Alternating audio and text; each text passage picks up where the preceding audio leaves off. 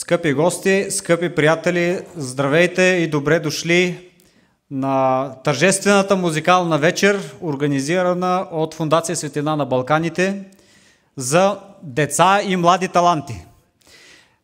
Не знам колко са конкурсите или концертите или така музикалните вечери, специално организирани за деца. Тоест на сцената свирят, пеят именно деца и на тях им е дадена възможност да покажат какво са научили, какво умеят. Фондация Светлина на Балканите реши да организира именно такъв концерт, в който децата да имат тази възможност да видим всички ние, като техни родители, близки, приятели, познати и познати на познати, какви са им постиженията в музикалната сфера. Днес ще видим и ще чуем немалка група такива деца, които учат или в музикалното училище тук в София, или в читалища при различни учители и са се подготвили, за да изнесат една доста богата, бих казал, програма. Между другото, ако някой няма програмата на изхода, до вратата има още такива програми, за да видите и да можете да проследите кой какво свири. Много ми е драго да представя сред нас и директора на Фондацията Светлина на Балканите, председателя Иван Вълков. Много ни е драго. С съдействието, пълното съдействие на целия екип на Фондацията успяхме да организираме тази вечер. И аз бих искал да започнем от едно произведение, хорово, една сборна формация, в която ще се включа скромно, тъй като също имам някакъв музикален опит в хор доста години. Първото произведение, което ще изпълним, е на Хендел и се казва Слава Вовишних. Едно тържествено негово произведение, и бих искал да подчертая, че Хендел е изразител на вярата във всички свои произведения. Ако прочетете историята му и един момент от края на неговото творчество, ще видите, че той е бил именно от най-посветените на вярата, освен Бах и други, разбира се, Менделсон, един от най-така големите изразители на вярата във всички свои произведения, до такава степен, че на неговия мемуар в Лондон, на неговия паметник, на една тетрадка е написано: "Вярвам, моят изкупител е жив." И това до голяма степен, вие знаете неговите произведения, Месия и други, с което се подчертава, че той е именно вярващ човек, християнин, и едно от неговите велики произведения ще изпълним сега, Слава Вовишних, което той пише, разбира се, по повод рождението на Спасителя, рождението на Месията, нашия Господ Христос. Така че заповядайте, ако сте готови, може да изпълним това произведение заедно.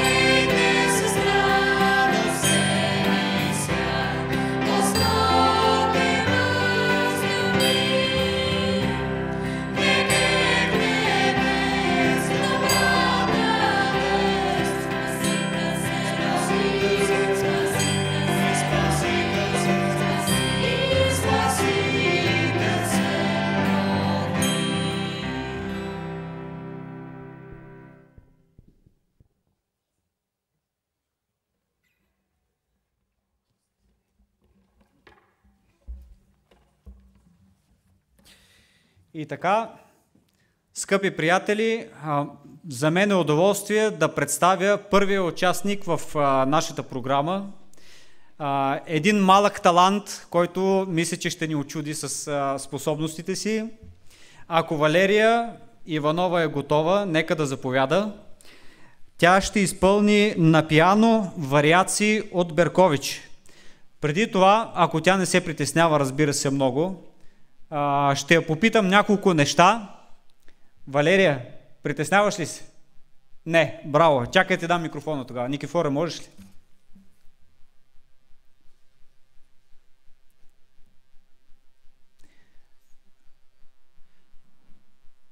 Аз нещо ще те питам сега, затова ти дава микрофона, татко. Валерия, на колко си години? На 6 години? Да. От колко време свириш на пиано? Не знае, татко да помогне. Я да почуш. 2 години. От 2 години свириш на пиано. Значи от 4 годишна. Почти като Моцарт. Добре. Валерия, пожелавам ти така да изпееш спокойно, да изсвириш спокойно и уверено това, което си подготвила. Публиката е с тебе, да знаеш. Знаеш какво е публика? Да, знаеш. Всички ние тук сме твоя публика сега. Айде уверено напред. Давай.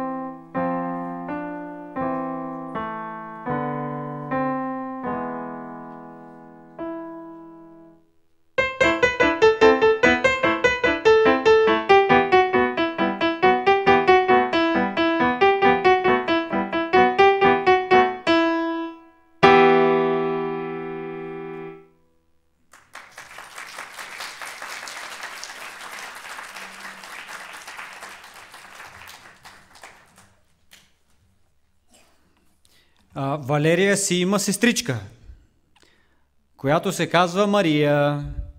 Мария, заповядай ти на сцената. И Мария ще изпълни отново на пиано малък етюд на Казанджиев. Мария, ти на колко си години? 7,5. Скоро 8 ли? Браво. От колко време свириш на пиано? 2 години. Ма вие заедно сте почнали? Да. С сестра ти. А Никифорчо малкия свири ли? Не. Скоро и той ще почне. Така ли, татко? Да. На какво ще свири Никифор, между другото? На бас? На бас китара ли? Добре. Мария, заповядай смело напред. Всичките слушаме внимателно.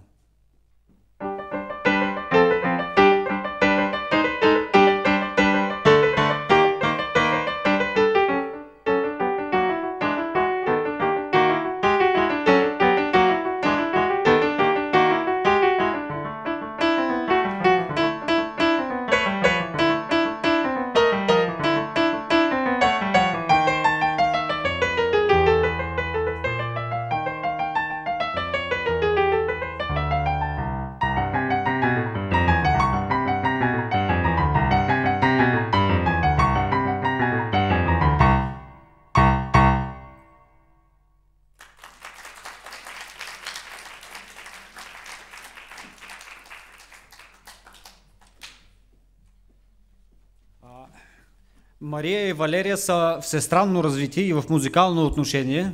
След малко ще ги чуем как свирят на цигулка. Така че гответе се, след малко ще ви чуем пак. Обаче преди това ще поканя на сцената Антония Ужакова. Заповядай. Антония Ужакова ще изпълни двугласна инвенция номер 1 на Йозеф Себастиан Бах. Ние, ако може да ни отговориш на няколко въпроса, първо на колко си години или кой клас? Аз съм на 10 години. Така, в 4-ти клас. В 4-ти клас. От колко години свириш? От 6. От 6.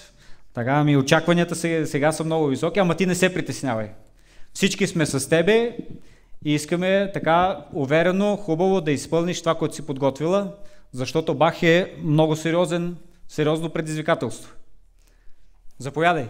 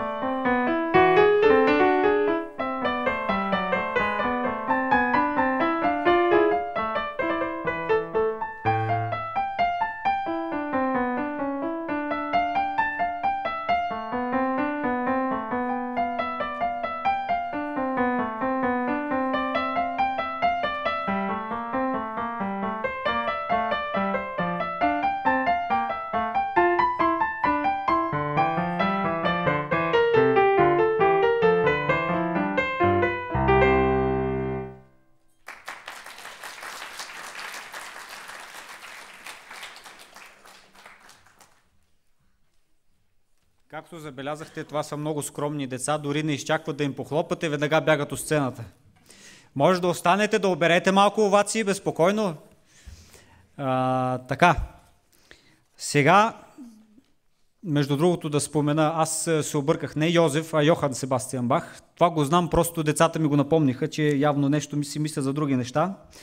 Както и да е, сега, както обещах, ще чуем отново младите таланти Мария и Валерия. Кой е пръв? Валерия ли? Айде. Път на младите. Валерия, заповядай. Валерия ще изпълни Мазурка на Бакланова. И да спомена само нещо, което изпуснах. Ния е от класа на госпожа Шишева, Любов Шишева от музикалното училище, която ние много обичаме и уважаваме и изгражда не първо и не второ поколение вече млади музиканти. Така че Ния е от нейния клас, както и Светлана, моята дъщеря, която също ще чуе малко по-късно днес. Ако Валерия е готова, може да заповядаш на сцената. Заповядай. Заповядай.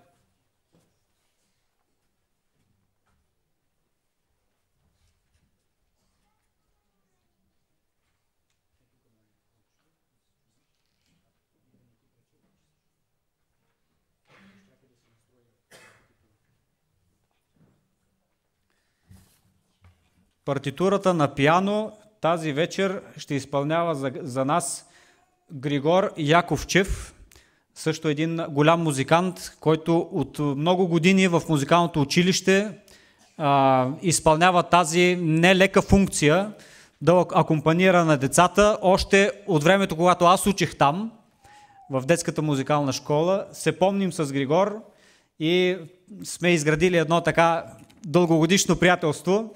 И много му благодаря, че тази вечер се отзова, защото, повярвайте, не беше лесно да намерим човек, който да акомпанира. Затова моля също да го аплодираме.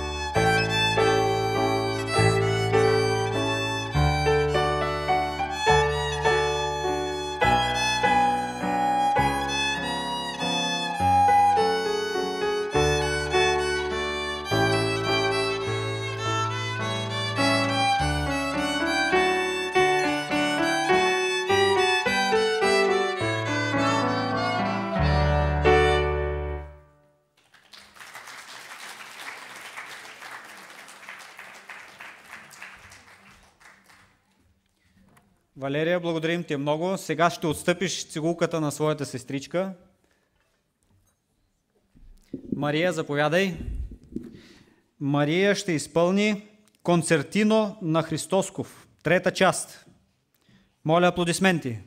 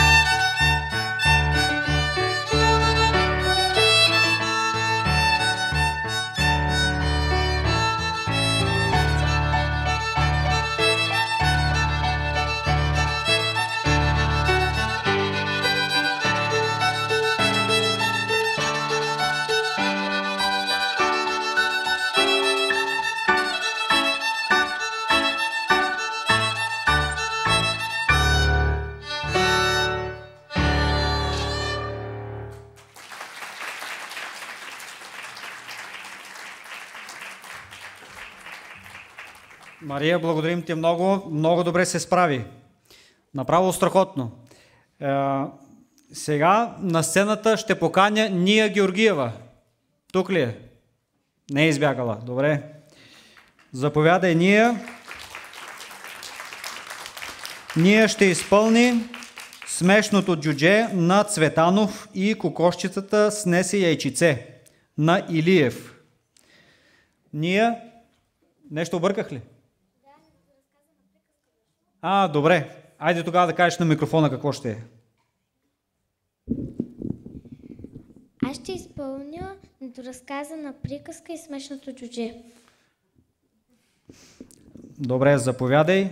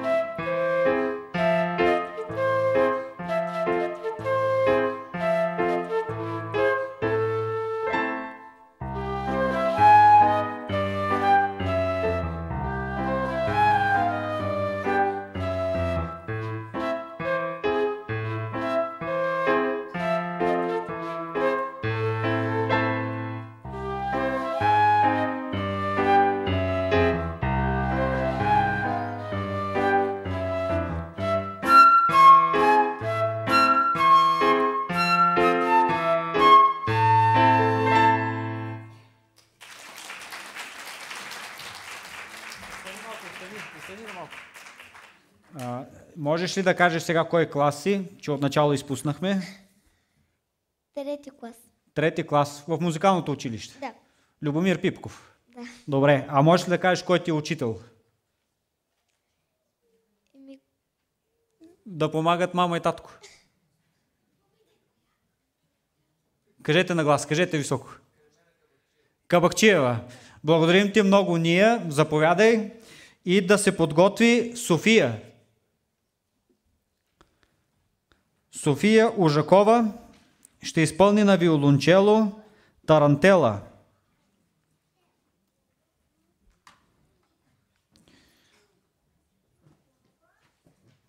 Столче, да, ако обичате. София, кой клас си ти? Седми клас. Отново музикалното училище. Любомир Пипков. Ами ще се радваме да те чуем. Кой ти е учител на теб? Кристиян Чернев. Как? Кристиян Чернев. Чернев. Да, благодарим много. Добре, заповядай и нека да аплодираме за подкрепа.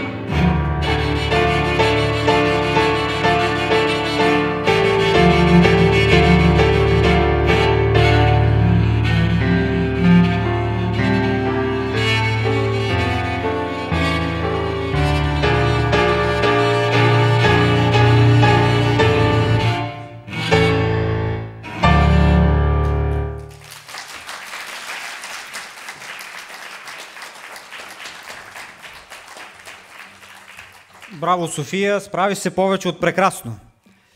Сега моля да заповяда на сцената Светлана Вълкова, която ми е дъщеря.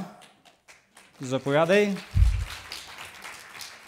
Тя ще изпълни Цветята на малката Ида. Светлана също е от класа, от чий клас си? На Любов Шишева. За съжаление, Любов Шишева пътува, иначе с удоволствие би присъствала сред нас, но имаме запис при всяко положение, така че ще изпратим как Светлана се е справила. Светлана, от колко години свириш на пиано? Кой клас си? В трети клас и свириш от 5 години. Добре, пожелаваме ти успешно представяне, спокойно, смело и уверено. Заповядай.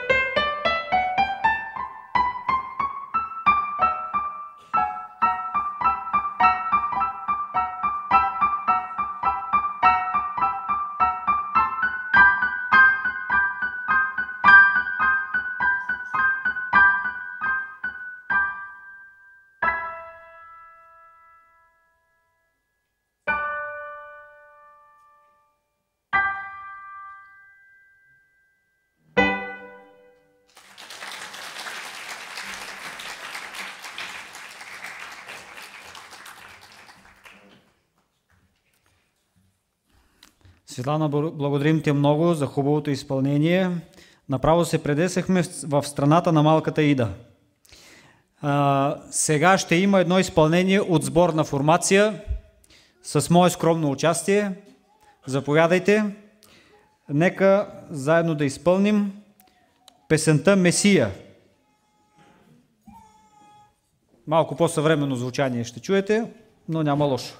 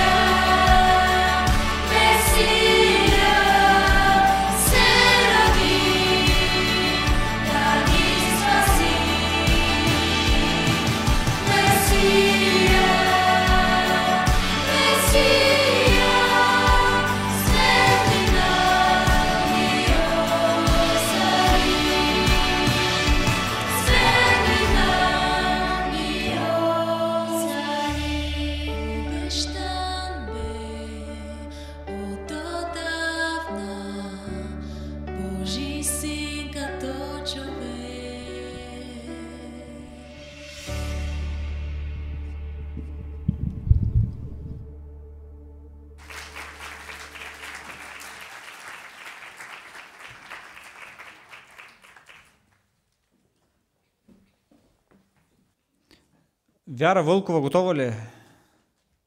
Къде е Вяра? И Григор Яковчев, ако обича.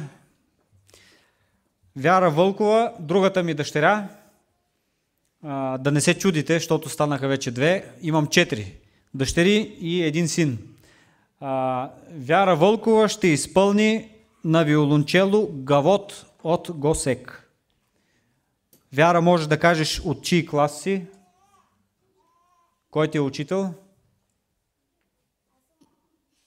Аз съм в 4-ти клас и съм при Атанасова.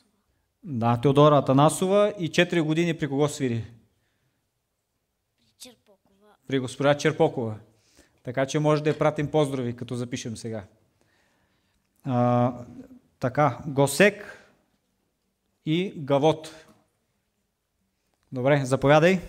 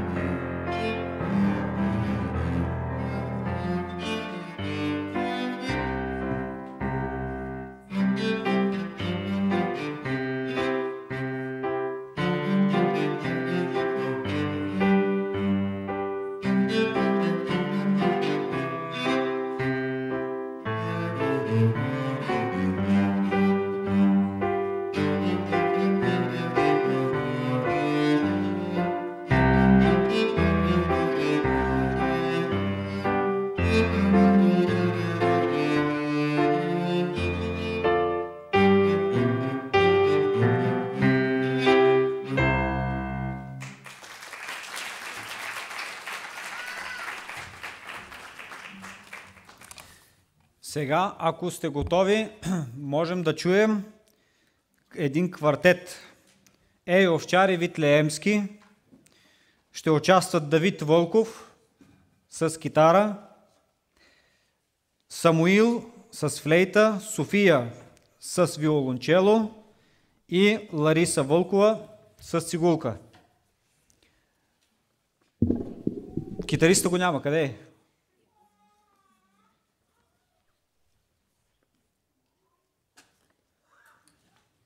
Междувременно да използвам момента. Накрая, моля да не бързате да тръгвате, защото като изненада сме подготвили една кратка театрална постановка, която се казва Даровете на Артабан.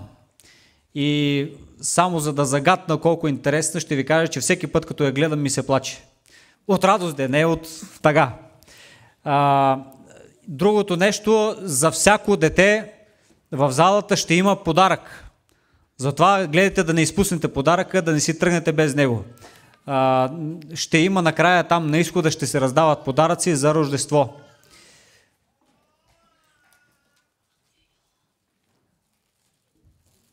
Когато сте готови, може да започнете. Ей, овчари Витлеемски.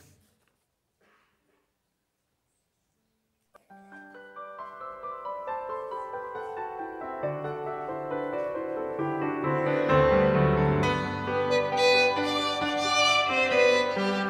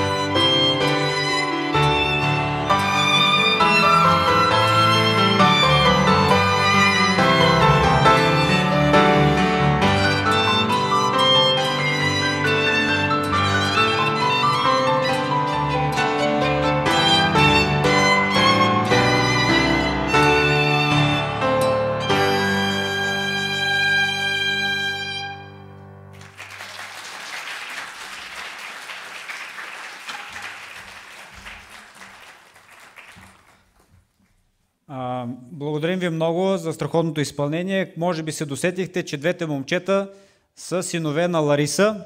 Освен тях, тя има още 2 момчета и 1 момиче. 5 деца. А Дани е горе на пулта и управлява микрофоните. Той е музикален сценарист. И двамата са с висше музикално образование и благодарение на тях виждаме музикална подготовка в тези деца. Не всички, разбира се, има деца, които се подготвят напълно самостоятелно. Сега е време да дадем място на сцената за Яна Георгиева, сестра на Ния Георгиева, която чухме преди малко, която изсвири на флейта смешното джудже. И сега Яна ще изсвири Вивалди Опус 3, номер 6. Нали така? Не съм объркал този път. Да, добре. Добре, заповядай, Яна. Може ли да кажеш от класа на кой си в музикалното училище? Може да кажеш и така, то се чува. Тодор Николаев. Добре, ти си 4-ти клас, нали така? Добре, благодарим ти много. Заповядай смело напред и моля публиката аплодисменти за подкрепа.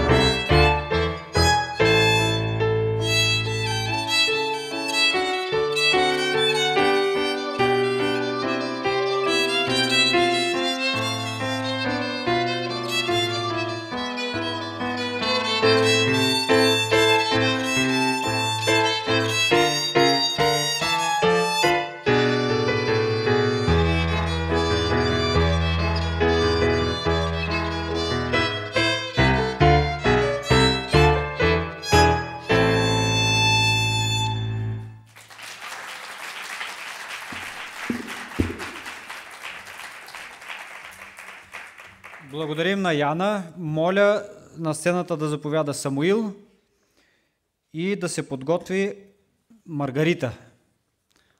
Самуиле, заповядай. Ти не успя да кажеш няколко думи за себе си, май, нали, Самуиле? Айде, ела на микрофона сега да кажеш. Кой те учи да свириш на флейта? Кой ти е учител?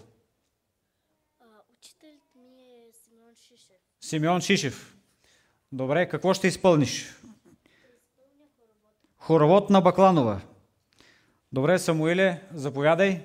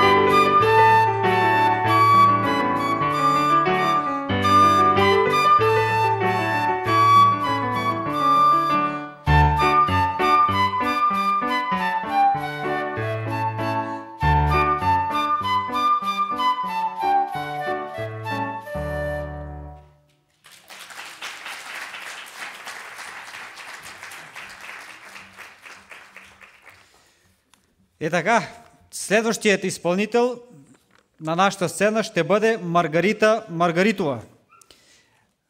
Няма да скрия, че с името на Маргарита, понеже не се опознавахме отпреди, имах малко сложност, да не разбрах кое е фамилията, кое е името, пише на Вержи, пише на Люба, кое е името, кое е фамилията, така ли е наистина? И накрая разбрахме, обаче автора на произведението остава неизвестен. Така че Маргарита ще изпълни концертино за виола и пиано на неизвестен автор. Поне изпълнителят е известен вече. Заповядай.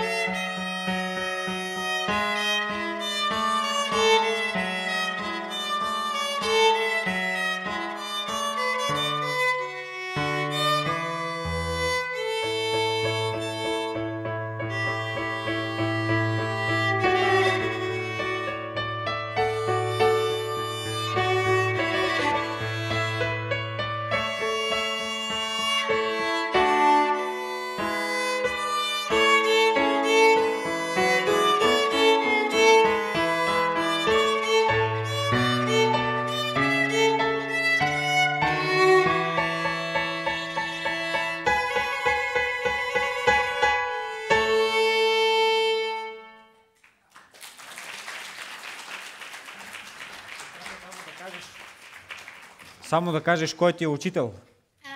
Моят учител е Владислав Андонов. Така, и ти си в 5-ти клас. Да. 5 клас, музикалното училище Любомир Пипков. Да. Още веднъж аплодисменти. Благодарим. Заповядай. Така. Сега имаме нещо доста екзотично. На сцената ще излезе една арфа. Там ли е вече? Не всеки ден се чува арфа, така че всички сме привилегировани с вас.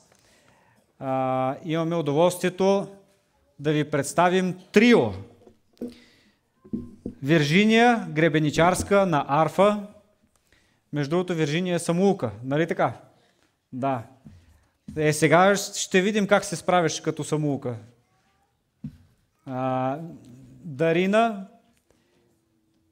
Волкова ще свири на цигулка и София, която вече видяхме и се запознахме с нея, ще свири на виолончело. Да видим какво ще се получи. Това, което ще изпълнят е рождествено произведение Окам, Окам, Емануел. Емануел е в Библията, това означава Бог е с нас. Това е едно от названията на Бога и сега ще чуем това в изпълнение на прекрасното трио, което ще чуем. Заповядайте, когато сте готови. Моля за аплодисменти да ги подкрепим, защото със сигурност не е лесна работа.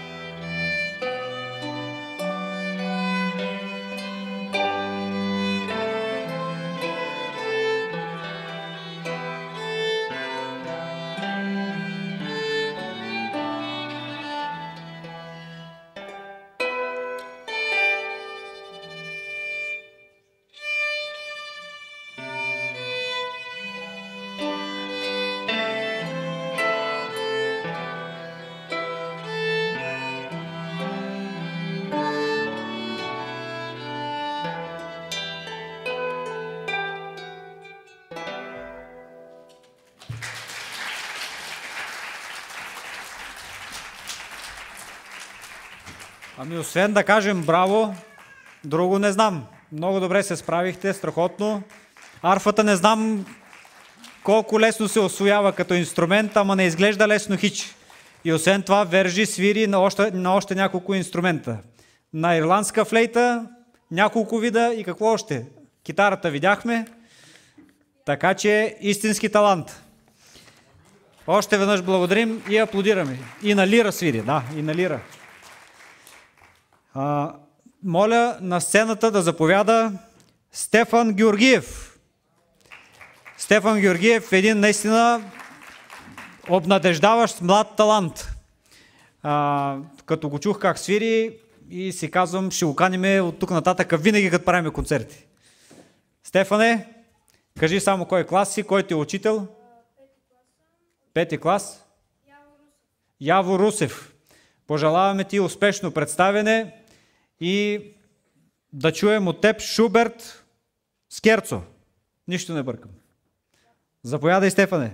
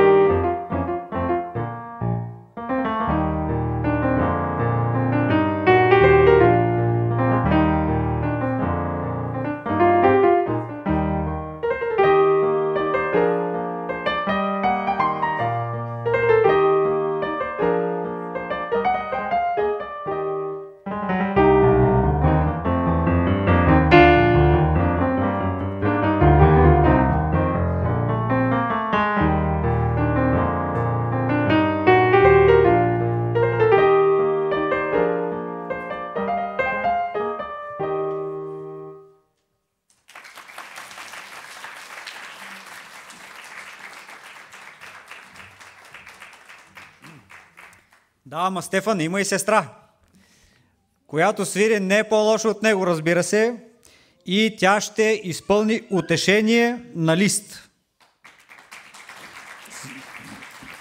Можеш ли да кажеш две думи за себе си? Кой клас, кой ти е учител? Шести клас. При Яво Русев пак. Добре. Заповядай. Това е едно от последните произведения за тази вечер, така че нека да слушаме внимателно, да се насладим на музиката, след което, между другото, имате още едно изпълнение вие. Нали така? Ще изпеете ли песента? Тримата вече, с братчето. Добре, гответе се.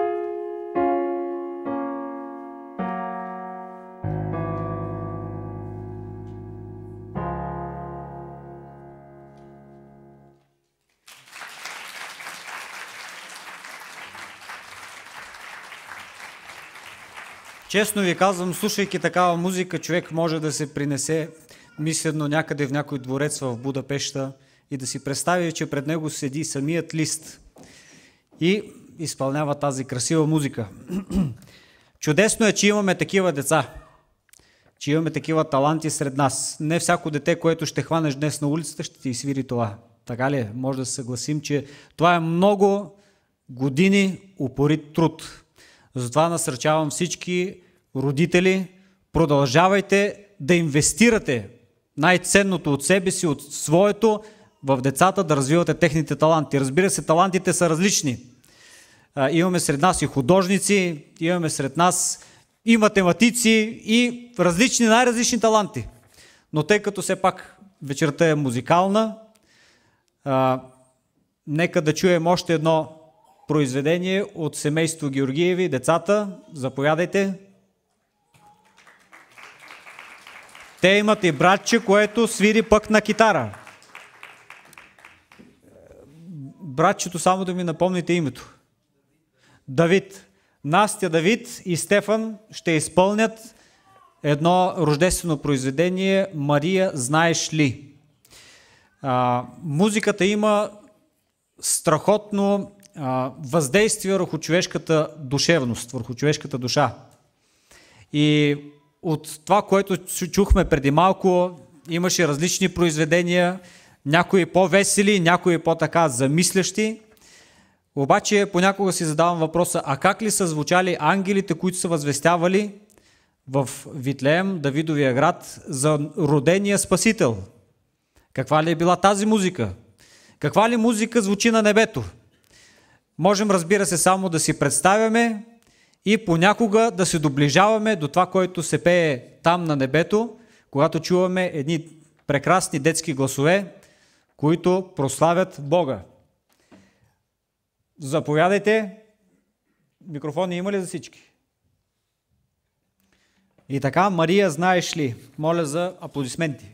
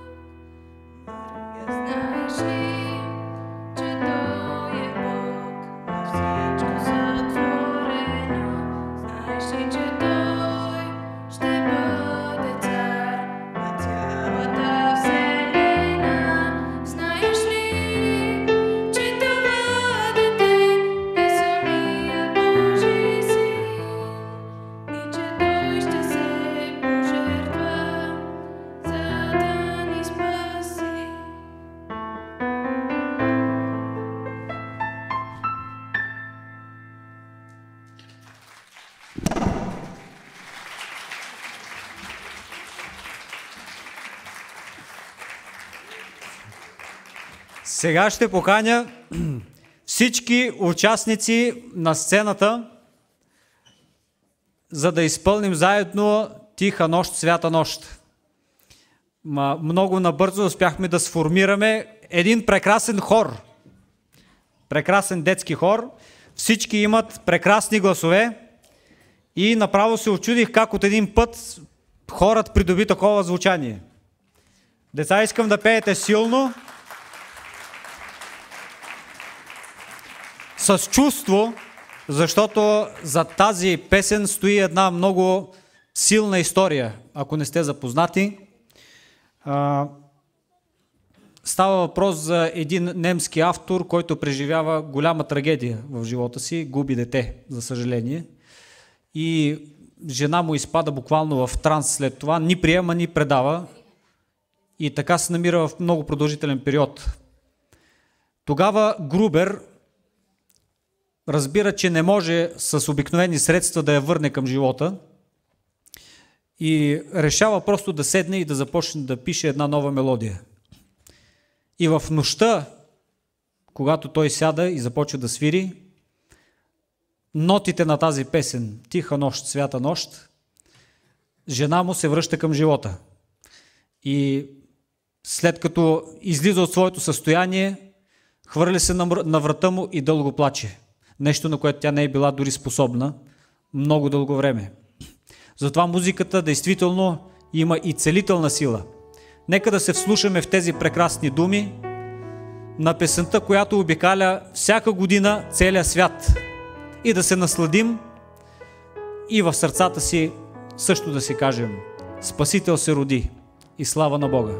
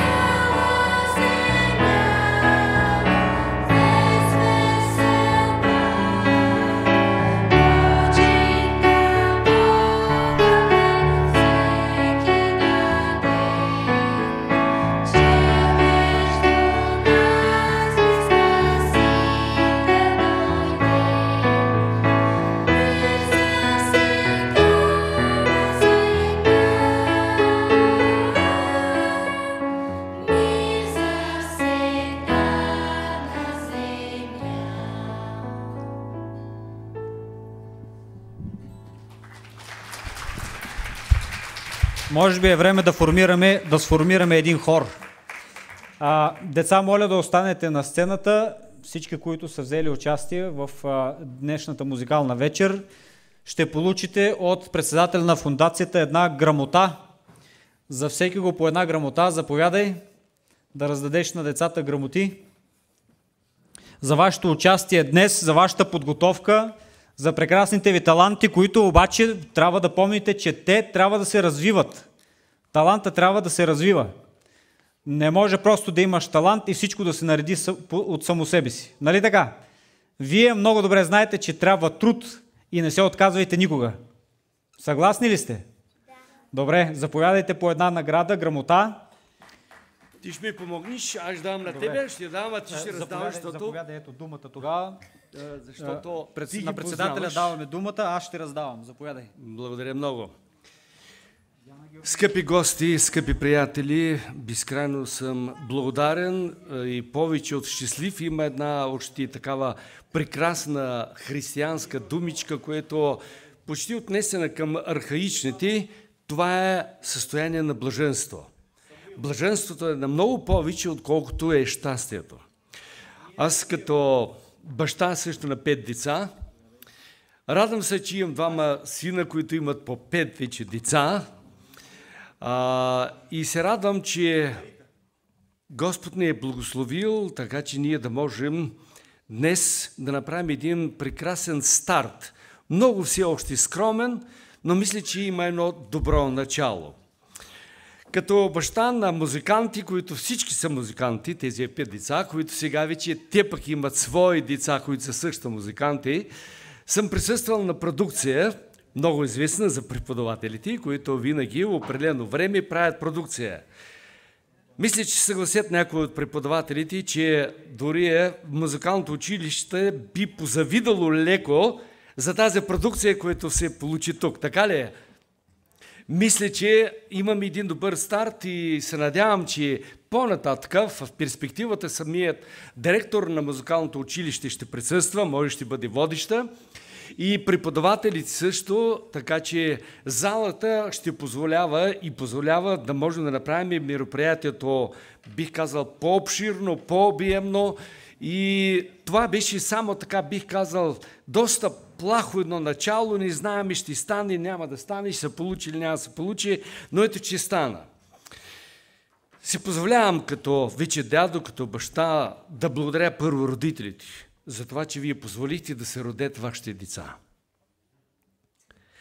Сигурен съм, че изпитвахте тревога какво ще бъде, как ще бъде и как ще стане. Но ето погледнете ги. Заслужаваш си. Първо, майките да изминат тази мъка, родилна мъка, да износят 9 месеца, след това бягане, тичане, безсънни нощи, а сега и безпокойни дни, защото трябва да го докараш, да го заведеш, да го доведеш. Това знам за какво става въпрос, някога и на мен така бих казал, се пада тази мисия. От банки до музикално училище обратно, но се заслужаваше и този труд, и това бягане и тичания, но това е само начало. А по-нататък не знаем кой от тях ще бъде един прекрасен, може би, композитор. И някакви, така бих казал, хора творчески, които вече имат този зародиш, който ще благославят не само България, но и Европа и целия свят. Ще завършам с една тревожна мисъл. Понеже докато слушах, аз работя още, изпращах линка на този прекрасен концерт, този чудесен творчески вечер в различни държави. Една от тях, това е в Русия, и той е изпратен на един мой познат, който е известен християнски музикант, вокалист, където участвал в много концерти, и то в различни концертни зали, в Москва, и в Санкт-Петербург, и Киев, в различни места. Той се зарадва много, но преди малко той ми написа, знаете какво? Добре, че се върнахме благополучно с колата, защото по пътя минахме покрай взривовите на ракета поредна, която падна в Белгород. Това е граничният град на Русия с Украина. Знаете какво става пък в Украина? Колко руснаците поздравиха своите си братя с ракети, с шахеди и си казах, какво направяхме? Защо го направихме това? Задгърбиха тези хора музиката, и то ангелската музика. Задгърбиха езика на мира, избраха враждата, избраха войната И днешния ден деца плачат. Вместо да слушат и възрастни хора, техните родители и техните прародители да слушат и такъв концерт, те чуват, особено тези дни, сигурно знаете, денонощно вият сирените. Това ли е избора? Да ни бъде. Нека Бог да благослови България и ни спираме да се молим. Да благослови наша малка земя. Но никога ние, нашите деца, да ни чуят виене на сирените. Да ни чуват взривовите на ракети и на бомби. Но ние като народ да чуваме класическа християнска музика. Ангелска. И чрез това да си променяме от ден на ден, да ставаме си по-благородни, по-любвеобилни, по-прощаващи, по-обичащи, по-жертвенни, по-човечни. Нека това да бъде едно добро начало. И тук присъства писател, драматург, известен. Той не пожела да го издърпам отпред. Александър Орумов. Дойде да ми подари една книга и се надявам, че може би в перспектива, дори му казах, ще направим нещо съвместно. Творчески, както и концерт, така и може би писателски, и такъв вечер за писатели, за поети, в съпровод с музиканти, с певци. Надявам се, че деца, вие ще съгласите, защото едно да е да свирите, но някой не трябва да го напише. Едно е да пеете, но някой поет трябва да все пак да се чини, нали така? И затова ние ще обединим тези творчески личности заедно. И се надявам, че следващия път ще успеем да се подготвим предварително, ще успеем да организирам един страхотен концерт. Защо пък да отстъпваме на Австрия сега и на Виена? Ние ще направим и свое, нали така? Можем, когато искаме. Нека Бог да ни благослови и в тази посока да се движим заедно. Благодаря ви още веднъж, че дойдохте. Ако не бяхте ви дошли, този концерт ни в какъв случай нямаше да се състои. Благодаря на комшии, на познати, на всички тези, които взехте участие. Така че нека Бог да ви благослови, най-вече децата ви. Продължавайте. Трудът ви не е напразен, така написано в Словото Божие, в послание към евреи, апостол Павел казва. Трудът не е напразен. Бъдете благословени. Благодаря ви много. Може да ви поздравя и да стикаме ръка. Страхотни сте. Страхотни. Моля да вдигнете високо грамотите, така да ги обърнете. Имаме фотоапарат, който ще снима за спомен. Деца, още веднъж от името на всички в тази зала ви благодарим за прекрасното ваше участие, за изпълненията и ви насърчаваме да продължавате напред в този нелек труд, обаче много стойностен, красив и приятен за ухото. Да ги поздравим още веднъж.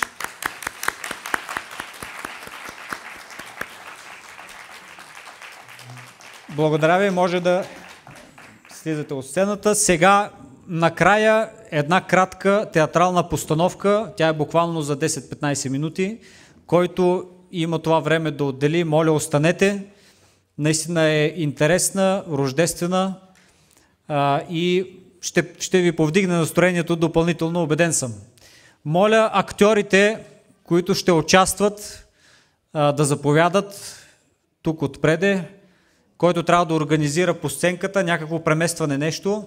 Също заповядайте. Буквално 2-3 минути ни трябват, за да започнем. Преди около 2000 години, в дните на юдейския цар Ирод Велики, в една източна страна няколко астрономи, наричани още влъхви или мъдреци, видяли на небето една нова звезда. Тази звезда сияла ярко, с изкряща светлина и лека по лека се движила на запад към Юдея. Според тях това било Божий знак, който показвало, че някъде там трябвало да се роди велик цар, който щял да избави хората от злото, дарявайки на всички спасение. Някои от астрономите, особено тези, които били добри и обичали Бога, решили да отидат и да потърсят новородения цар, за да му се поклонят. Не знаели къде точно да го намерят, пътят бил дълъг и опасен И те решили да се съберат в точен час на определено място и да тръгнат заедно в това голямо пътешествие. Заедно с другите мъдреци на път тръгнал и великият персийски мъдрец Артабан. Той продал цялото си имане и с спечелените пари купил 3 скъпоценни камъка – сапфир, рубин и диамант. Артабан тръгнал на път, като закрачил спокойно и уверено през пустинните земи на изтока. Дните и нощите минавали бързо. Оставал му само един ден път, за да стигне определеното място, и на сутринта той тръгнал отново уверено напред, но изведнъж се спрял пред изненадваща и неприятна гледка. Встрани от пътя лежал тежко ранен евреин, навярно търговец, който бил нападнат от крадци. Човек би си помислил, че е мъртъв, ако не бил отчаиващия стон на ранения. Артабан се замислил. Тръгнал ли да помага на този човек, със сигурност щял да закъснее за срещата и след това трябвало да измине сам целият този осеян с опасности път до Юдея. Но пък да си тръгне не му позволявала съвестта. Все пак доброто в Артабан нателяло и той решил да помогне на чужденеца. Превързал раните му, напоил го, а след това го хванал през кръста и тръгнал с него към най-близкото село. Продал единия камък, намерил гостилница, платил предварително всичко и оставил ранения на грижите на хазяина. Кой си ти? Кажи ми за кого аз и цялото ми семейство ще се молим на Бога до края на живота си. И защо лицето ти е толкова печално? Какво ти е? Артабан му разказал кой е, на къде отива и че навярно вече е закъснял. Лицето на евреина се озарило от радост. Не тъжи, благи човече. В свещените книги е казано, че обещаният от Бога цар ще се роди в град Витлеем. Върви право към Витлеем и ако Месията вече се е родил, ще го намериш там. Те се сбогували сърдечно и Артабан отново поел на запад. Денем в пустинята било много горещо, а нощем едва успявал да се стопли. И след дълго време, крачене през дивите земи на изтока, той най-накрая достигнал Витлеем. Мъдрецът се запътил към първата каштурка, която видял, и похлопал на вратата й. Кой е? На прозореца се показала жена, на чието лице било изписано подозрение. Здравейте! Идвам отдалеч и искам само да попитам дали тук в Витлеем не са идвали хора от източните земи с голям керван.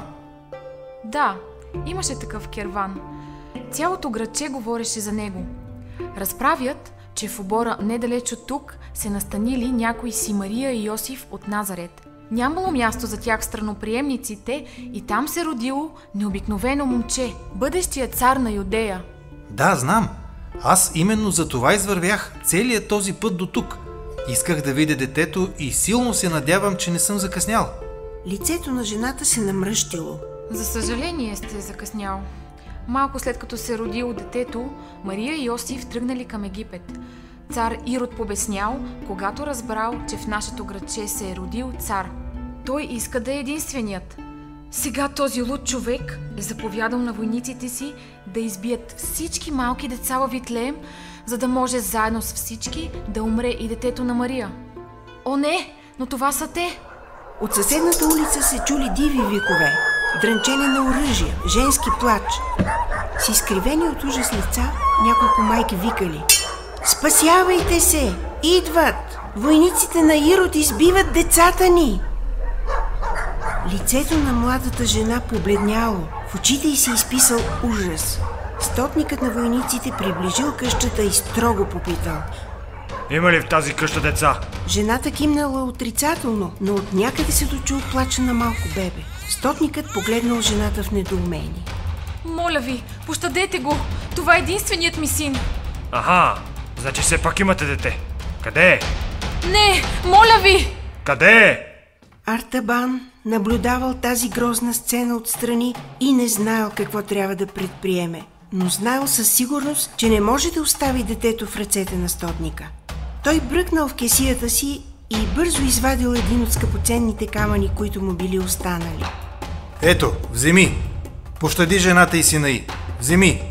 Стотникът взел камъка в ръка, разгледал го внимателно, след това изгледал жената и мъдреца и без да казва нищо, си изнизал през входната врата.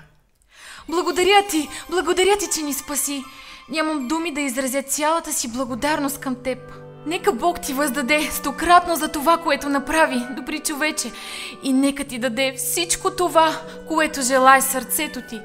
При тези думи Артабан се сетил, кое било най-великото желание на сърцето му. Да срещне детето от Витлеем, да му се поклони и да му даде своя дар. Но, уви, това явно нямало да се случи. И все пак Артабан решил да тръгне към Египет. Горкият мъдрец дълго се скитал из Египет, разпитвайки хората за младенеца. Тръгвал с надежда той по всяка следа, но все се озовавал на неправилното място в неправилното време. Парите от първия му скъпоценен камък започнали да свършват. Той не искал в никакъв случай да продаде и третия. Затова му се наложило да си потърси работа. Решил да отиде в двореца на фараона, където отново започнал да се занимава с астрономия. Артабан дълго изследвал небето и се опитвал да намери онази чудна звезда, която преди време го бе отвела в Юдея, но напразно. Великата пророческа звезда сякаш никога не бе съществувала. 33 години минали, откакто Артабан оставил своята родина. Той се сгърбил, косите му побелели, ръцете и краката му изгубили силата си, но в сърцето му все още горяло желанието да намери онова малко дете, което навярно вече бе станало силен мъж, за да му даде своя скъпоценен камък и да му се поклони. Веднъж той дочу, че в Юдея се появил велик пророк на Бога, който правил глухите да чуват, немите да говорят, куците да ходят, слепите да виждат, възкресявал мъртъвци, а грешните хора прощавал и им давал нов живот. Но най-вече говорил за любовта между хората. Разбрал, че онова малко дете, което сега вече било велик пророк, се казвало Исус. Радостно започнало да бие сърцето на Артабан. Той знаел дълбоко в душата си, че това е онзи, към когото преди 33 години го бе водила великата звезда. Най-накрая, помислил си той, ще те намеря и ще ти служа до края на живота си. Той се сбогувал със своите приятели, подготвил се за пътя и тръгнал отново към Юдея. В първия юдейски град му казали, че Исус би трябвало да бъде в Йерусалим. Артабан бързо тръгнал натам. Той чувствал как сърцето му било с нетърпение, усещайки приближаването на заветната среща, която толкова дълго очаквал. Малко след като влязал в града, в една от малките улички, той дочул как някой викал за помощ. Мъдрецът бързо се запътил към мястото и видял как бедно дете, завързано с синджир, било дърпано с всичка сила от римски войник. Спрете! Какво правите и с какво право? Войникът го погледнал и се спрял смаян от скъпите дрехи на този чужденец. Това дете е собственост на моя господар. Баща му не може да върне дълга си и сега то трябва да бъде продадено като роб. Моля ви, помогнете ми. Не искам да ме заробват. Господаря на този войник е лош. Баща ми е честен човек, но го излъгаха. Колко пари дължиш? Когато чул сумата, сърцето му се свило. Той бил спечелил много пари, но те не били достатъчни, за да покрият дълга. Единственото нещо, което можел да направи, било да продаде последния си скъпоценен камък. Той бръкнал отчаяно в кесията си и оттам извадил най-скъпия от трите камъка, които някога притежавал. Вземи! Войникът грабнал камъка доволно и се турнал да извести на господаря си добрата новина. Благодаря ти, ти ми спаси живота. Ти си наистина добър човек. Кажи ми, как да ти се отблагодаря? Искам само да те питам нещо. Питай, каквото поискаш. Кажи ми, знаеш ли нещо за Исус, великият пророк? Разбира се, че знам. Къде е той сега? Значи не си чул какво стана? Не, за съжаление. Пилат и свещениците разпънаха Исус. Беше ужасно. При тези думи лицето на Артабан се помрачило. Убит, помислил си той. Великият цар е мъртъв. Детето забелязало промяната в лицето на своя нов приятел и побързало да продължи. Но това не е всичко. Исус казваше, че ще умре за греховете на хората и че ще възкръсне. Но никой не го разбираше. И аз не разбирах, докато не се случи чудото. Кое чудо? Чудото на Възкресението. Исус се яви на учениците 3 дни след своята смърт. Великият цар е възкръснал. Къде е той сега? Никой не знае. Някои казват, че се появява внезапно и се среща с различни хора, а след това изчезва. Но дали това е вярно? Не мога да кажа. Жалко. Значи вече няма как да го срещна. Преди 33 години аз тръгнах от моята страна, следвайки великата звезда, за да дам подарък на великия цар. Но уви, тръгнал съм на празно. Благодаря ти, момчето ми. Сега дойде време да се завърна в страната си.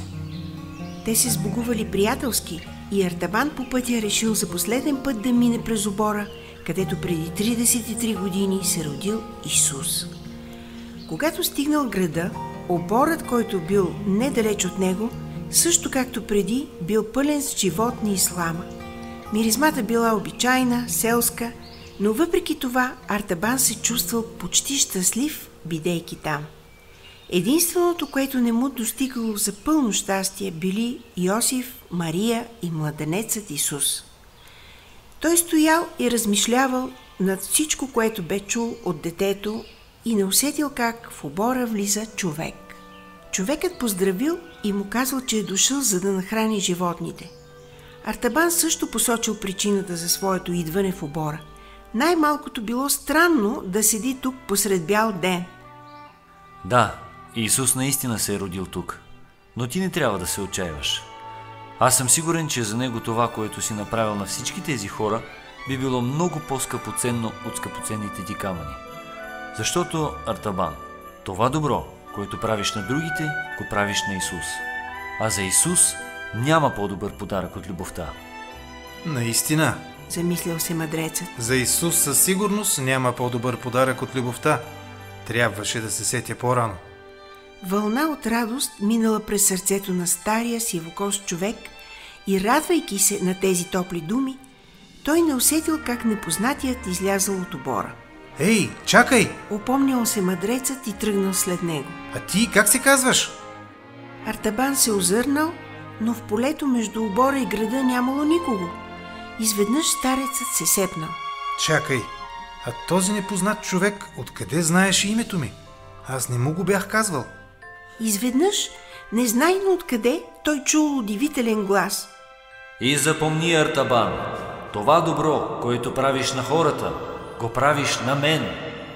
Сега Артабан вече бе разбрал всичко. Той паднал на коленете си и отправил поглед към небето. 33 години по-късно той бе успял да осъществи мисията си. Той бе срещнал великият цар в градчето, посочено от великата звезда, поднасяйки най-великия подарък на света – подаръкът на любовта.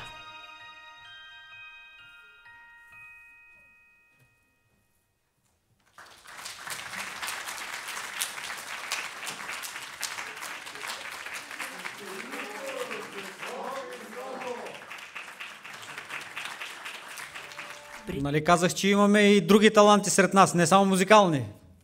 Благодарим ви много за прекрасната игра.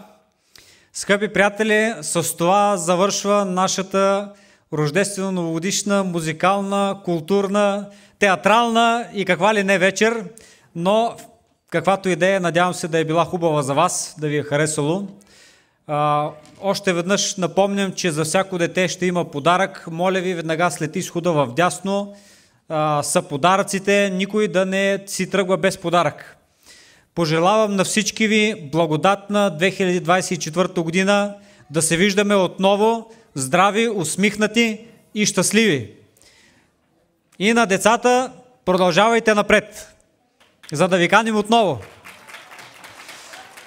Благодарим ви, приятна вечер пожелаваме и до нови срещи!